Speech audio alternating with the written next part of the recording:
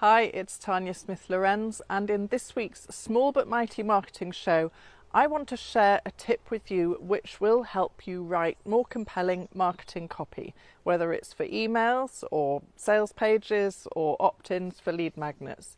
When you do this one thing, it will make your copy better, I guarantee it.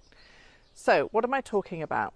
I mean asking your prospects, your clients, your customers, what, in their words, is the challenge that they are facing around the specific thing that you offer.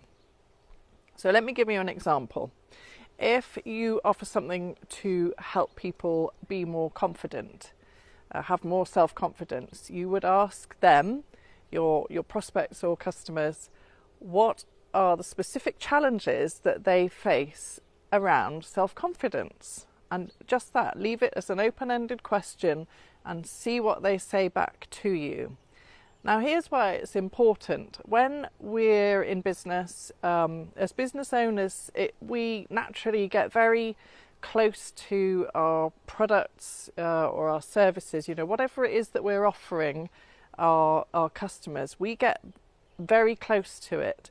And we have a whole different way of speaking about it and thinking about it. We have a whole set of language that we use. Now, sometimes that will be different from the way that your customers might express it.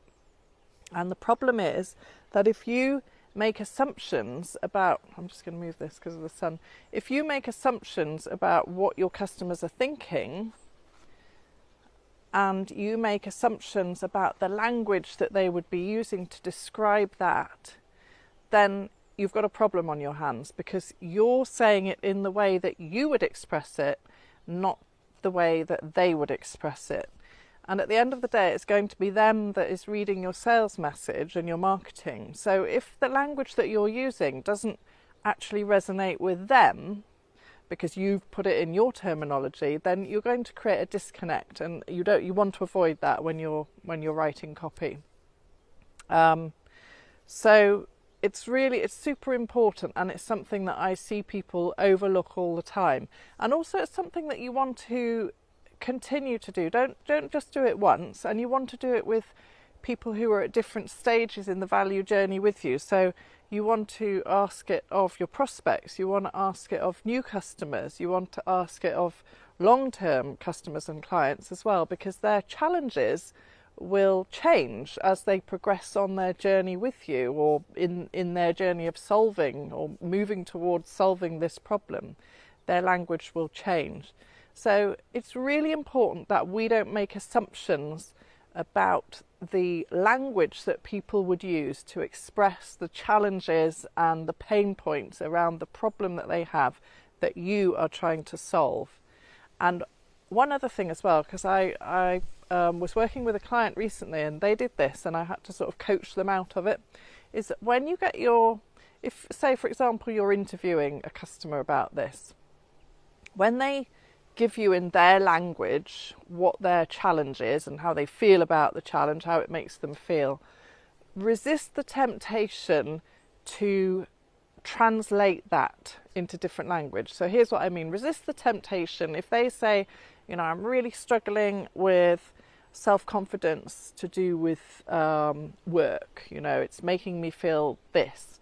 Resist the temptation to say back, oh, so what you're saying is this, and then say it in a different way. I had a client recently that was doing that and was basically trying to translate what they were saying into language that was more meaningful for him.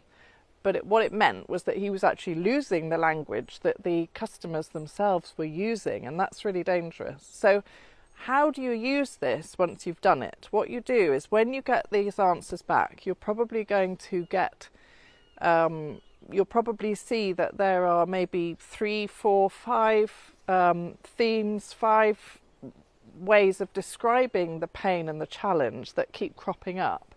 And what you do is you take the language that your customers have given you about the problem, and then you feed it back to them in your copy. And that way you're really resonating with what's actually going on in their minds, how they feel about it, and most importantly, how they would describe it in their words. So I hope you found that helpful, and as always, if you've got questions or you want to read more articles about better copywriting, head over to my website at morebusinessbuzz.com, and I will see you in the next episode. Bye bye.